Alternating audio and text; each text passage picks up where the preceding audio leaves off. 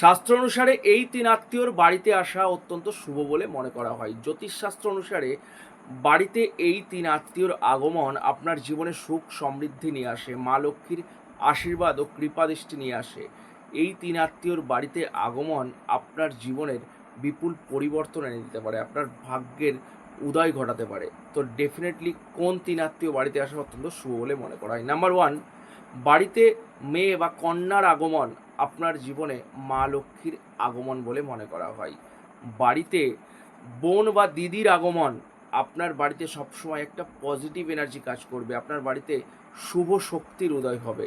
আপনার বাড়িতে ভাগ্না ভাগ্নির প্রবেশ, আপনার চৌকাঠে ভাগ্না ভাগ্নির চরণ স্পর্শ হলে আপনার বাড়িতে স্বয়ং ঈশ্বরের আগমন হয় বলে মনে করা হয়। তো ডেফিনেটলি এই আত্মীয়রা যখনই আপনার বাড়িতে আসছে কখনোই অখুশি হবেন না, সবসময় খুশি মনে এদের আদর সমাদর করুন। জীবনে উন্নতি হবেই হবে। করেই দেখুন। ভিডিওটা অবশ্যই শেয়ার করুন।